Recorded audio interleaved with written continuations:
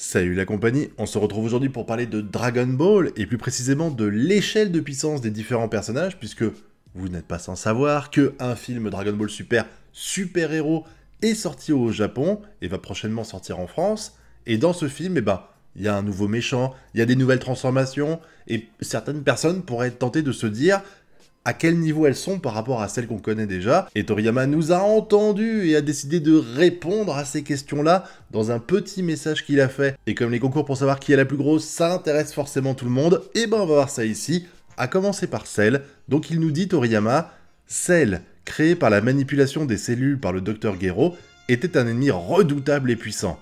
Edo utilise les plans de Cell pour créer une version géante et encore plus puissante de Cell, appelée Cellmax. Une fois terminé, il était censé être un méta-humain que même Broly ne pouvait pas battre, mais il a été activé de force trop tôt et transformé en un monstre incontrôlable. Il crie et s'agite dans un corps énorme avec une coloration hideuse. Bon alors déjà Toriyama, je veux pas dire, mais c'est pas super sympa de ta part de dire que l'antagoniste principal du nouveau film a des couleurs dégueulasses, hein. Je trouve que ça le fait pas trop pour promouvoir le film, mais en dehors de ça, ce qui est intéressant, c'est que il parle de méta-humain. Alors je pense que on parle de méta-humain dès qu'on parle de mortel, tout simplement, dans l'univers de Dragon Ball, et ce qui veut dire que pour lui, actuellement, le méta-humain le plus fort, c'est Broly, et qu'il dit que si jamais, évidemment, il n'a pas fini sa transformation, puisque comme ils disent, il a été activé trop tôt, c'était pas terminé, mais si jamais il avait été au bout de sa conception, il aurait été plus fort que Broly. Alors après, c'est normal, hein, quand on fait un film de baston comme ça, tu peux pas faire un antagoniste qui est moins fort que les précédents, ça fait tout de suite un peu moins balèze. Si on t'annonçait que Boo était moins fort que Freezer ou que Cell, ça a plus trop d'intérêt à suivre. Donc là, le fait que Cell soit, en théorie, il aurait pu être plus fort que Broly, là, ça veut pas dire qu'il l'est. Pour moi, il l'est pas actuellement, puisque,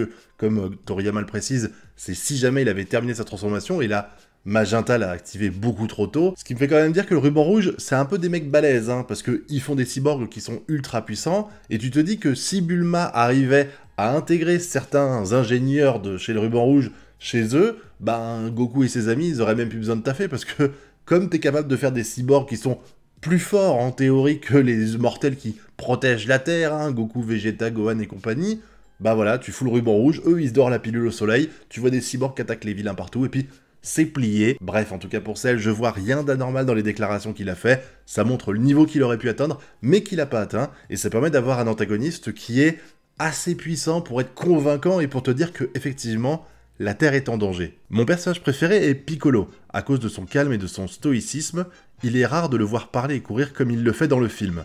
Mais c'est probablement aussi la première fois que Piccolo subit une transformation majeure dans la série. Comme il n'a pas de cheveux à dresser, je l'ai rendu un petit peu plus robuste. J'interviens 2 secondes, mais Toriyama, t'es pas obligé de montrer une augmentation de l'échelle de puissance avec juste des cheveux qui sont plus longs ou qui sont colorés, hein. Il y a peut-être d'autres moyens de montrer qu'un personnage est devenu puissant, suffit de voir tous les shonen qu'il y a à droite à gauche en général. Il ne s'occupe pas des cheveux, et puis en plus de ça, un peu plus robuste, tu te fous de ma gueule. T'as vu cette armoire à glace de Piccolo orange, sans déconner? Je l'ai fait orange car sinon il pourrait être difficile à distinguer. Mais même ainsi, il pourrait y avoir des situations où il est difficile de faire la différence entre lui et le normal. Non mais sans déconner, il est bigleux ou pas? À l'époque où j'ai découvert les spoilers du film, je pensais même que c'était pas Piccolo tellement il était différent. Pour moi, c'était un autre Namek qui allait intervenir. Donc faut arrêter de se foutre de ma gueule, là. Je pense que j'aurais dû le rendre un peu plus exagéré. Mais je suis personnellement ravi qu'il ait finalement obtenu une force de combat qui rivalise avec celle de Goku et les autres. Le nom Orange est très typique de Piccolo, il manque de bon goût pour nommer, non? Alors je suis désolé, mais la transformation de Gohan que t'appelles Gohan Beast, franchement, après tu dis que Piccolo manque de bon goût, je suis pas forcément d'accord avec toi. Mais en tout cas là, l'information qui est intéressante, c'est le fait que Piccolo Orange, et maintenant il a une force qui peut rivaliser avec celle de Goku et Vegeta. Ce qui veut dire que si jamais ce film est officiellement canonisé, alors je pense qu'il l'est, mais ce que je veux dire c'est que en général, on s'arrange pour pas intervenir avec la suite. On sait que par exemple, Broly, ils l'ont cité comme quoi il y a effectivement eu Broly qui est intervenu, mais on l'a jamais revu. Là, la première fois qu'on revoit Broly depuis qu'il est sorti il y a 3-4 ans maintenant, c'est dans ce film-là. C'est-à-dire que le manga, à part peut-être le citer une fois, ne s'en est jamais servi. Et là, j'ai un peu peur que cette transformation, qui pourrait être intéressante, parce que actuellement, je trouve que Goku et Vegeta, ils sont un petit peu seuls au monde. Il y a personne pour essayer de les aider. Dès que tu fais intervenir des autres personnages, tout de suite, il faut des ennemis pourris, parce que il y a une échelle de puissance qui est tellement énorme entre eux que il n'y a pas d'intérêt, en fait, il n'y a pas d'enjeu quand tu vois un combat avec Piccolo, avec Muten Roshi, avec Gohan, avec Gotenks actuellement. Et là, ça pourrait relancer la donne et faire en sorte que Piccolo ait un rôle à jouer dans la suite. Même si, putain, mais ce physique dégueulasse qu'il a, franchement, à vomir, sérieux, je le trouve vraiment immonde, je sais pas ce que vous en pensez, mais ce Piccolo orange, autant Gohan, j'ai rien contre lui, je suis pas forcément grand fan de cette transformation, mais je la trouve pas dégueulasse pour autant, mais putain, celle de Piccolo, elle est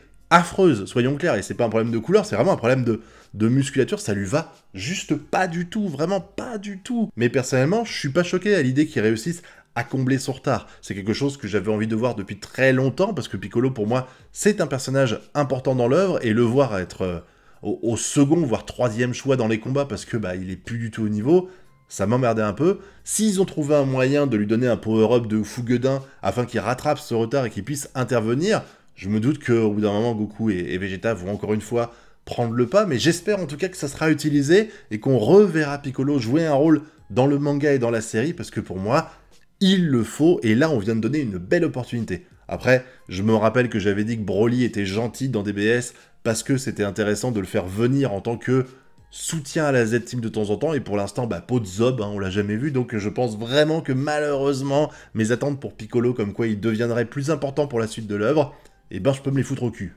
Gohan a évolué à sa manière. J'ai nommé cette transformation Gohan Beast, car je sentais que la bête en lui s'était réveillée.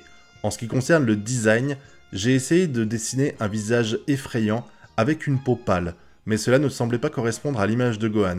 Alors j'ai fini par simplement mettre des cheveux en gros chignons. Étonnamment, ça a été bien accueilli et tout le monde a dit « ça a l'air tellement cool ». J'ai été flatté de recevoir des mots aussi gentils de tout le monde. Franchement, j'ai du mal à comprendre quel genre de design je pourrais faire s'il se transformait davantage. Bon alors quelques petites remarques quand même, hein. Gohan, la bête s'est réveillée, ça pour moi c'était déjà dans l'arc Cell, hein, qu'il s'était réveillé, le nom est un peu crappy mais j'en ai déjà parlé. Pour ce qui est du visage effrayant, je vais pas spécialement trouver, mais par contre c'est vrai que la peau pâle ça aurait peut-être pas été terrible. Par contre ce qui me surprend quand même c'est que lui soit surpris que les gens aiment son design, ça fait un petit peu, regardez j'ai fait un design de Gohan que je trouve pourri, et les gens disent non bah non c'est pas si mal, et puis du coup bah on va prendre celui-là c'est tout. Tu sens que Toriyama, quand tu lis ça, soit il est ultra humble, soit il était vraiment pas convaincu par ce qu'il avait dessiné, c'est assez fou, mais en tout cas, un truc qu'il faut noter ici, c'est que Gohan a encore une nouvelle transformation, alors que théoriquement, je vais pas revenir sur la cohérence, mais il devrait ne plus jamais en avoir, puisqu'il est censé être toujours à fond avec le Gohan mystique, mais enfin bon, passons là-dessus, et visiblement, Toriyama a plus ou moins sous-entendu qu'il aurait peut-être d'autres transformations, puisqu'il dit « j'ai du mal à comprendre quel genre de design je pourrais faire s'il se transformait davantage ». Ça veut dire peut-être qu'on aura Gohan qui reviendra à nouveau sur le devant de la scène et qui pourrait éventuellement avoir une nouvelle transformation. Mais en tout cas, ce que ça veut dire entre ça et ce qui a été dit sur Piccolo, c'est que Gohan est encore plus fort que Piccolo actuellement. Encore une fois, plus fort sans avoir rien branlé. Parce que les power-ups qu'il a eu, en dehors du SSJ2 où il a vraiment taffé, c'est le mythique où c'est Rokayoshin qui a taffé pour lui, et là, bah, c'est une transformation qu'il a eue après avoir passé 10 années à se branler la nouille, quoi. Donc je trouve que... J'ai rien contre cette transformation-là, à part le fait que je la trouve pas cohérente, mais ça j'en ai déjà parlé, mais en dehors de ça, je trouve que Gohan, c'est vraiment une putain de facilité scénaristique. Piccolo, il taffe, il travaille, il s'entraîne, on le sait. Gohan, non, plus du tout. Donc, le voir avoir un power-up comme ça, bah, il suffit en fait de le mettre en danger, et bam, badaboum, encore un power-up, il enchaîne comme ça. Le prochain, ce sera peut-être le Super Saiyan avec les cheveux verts, on verra bien. Mais en tout cas, il est maintenant plus fort que tout le monde. Parce qu'il a été mentionné que Piccolo était à peu près à niveau équivalent. Ça veut pas dire que Piccolo est égal parfaitement à Goku et Vegeta, et puis en plus, eux continuent de progresser super vite, et je pense qu'à un moment donné, ils vont le tracer. Mais ça veut surtout dire qu'actuellement, la personne la plus forte de la Z-Team, c'est Gohan. Et ça va tellement pas être exploité pour la suite, je pense. C'est tellement fou. Après, si tu veux rester cohérent avec DBZ, tu peux pas mettre Gohan sur le devant de la scène, puisque on nous explique à la fin de DBZ qu'il est à la ramasse. Et c'est un peu le problème, c'est que tous les pros DBZ veulent voir Gotenks, ils veulent voir Gohan, alors que si tu respectes la fin de DBZ, Goten, Trunks, Gohan, ils sont censés plus du tout s'entraîner. Donc c'est pas logique de les mettre sur le devant de la scène, même si moi aussi je veux les revoir. Moi aussi j'ai envie de voir un Gotenks balèze et pas juste le Gotenks dégueulasse là. Et Gohan, c'est intéressant de le faire revenir, parce que, encore une fois, faut de la diversité dans la Z-Team. Je pensais que ça arriverait avec Broly, c'est pas arrivé. Là, s'ils font revenir Piccolo et Gohan, ce serait cool, mais ma main au feu que ça n'arrivera pas. Ma main au feu que ce film n'aura aucun impact. Surtout que Si je dis pas de conneries, attention, je vais juste spoiler une info qui est donnée à la fin, pas une info, mais une phrase que dit Piccolo, ou Gohan, je sais plus, c'est de dire que il faut pas en parler à Goku et Vegeta de ce qui s'est passé. Donc je pense que tu verras pas Gohan et Piccolo se transformer devant eux. C'est vraiment genre, on garde ça secret, chut, on le dit à personne, oh là là, mon dieu. Donc je pense vraiment que ce film n'aura pas d'impact derrière, alors que putain, il pourrait en avoir une folle, et j'espère vraiment me tromper. J'espère revoir Gohan sur le devant de la scène, même si je trouve pas ça cohérent la façon dont c'est fait. En tout cas, les échelles de puissance qu'on m'a données, elles me semblent à peu près cohérentes, même si pour moi, j'aurais quand même foutu Piccolo, et Gohan d'ailleurs aussi, moins fort que Goku et Vegeta, parce que c'est un peu abusé de les faire revenir sur le devant de la scène avec une telle facilité scénaristique, mais de toute façon, soyons clairs que ce sera pas exploité, j'ai déjà dit. Dites-moi dans la zone commentaire si vous êtes d'accord avec moi, est-ce que vous êtes heureux des différentes informations qu'on a eues concernant l'échelle de puissance qui a été donnée par Toriyama? Est-ce que vous espérez qu'il revienne sur le devant de la scène dans les prochains arcs? Ou est-ce que vous pensez tout simplement que ça n'arrivera malheureusement pas? Dites-moi tout ça dans la zone commentaire, et puis évidemment, vous connaissez la chanson, le pouce bleu, l'abonnement et le partage. Quant à nous, on se retrouve bientôt pour de prochaines vidéos, et d'ici là, je vous souhaite de bien kiffer. Tchuss!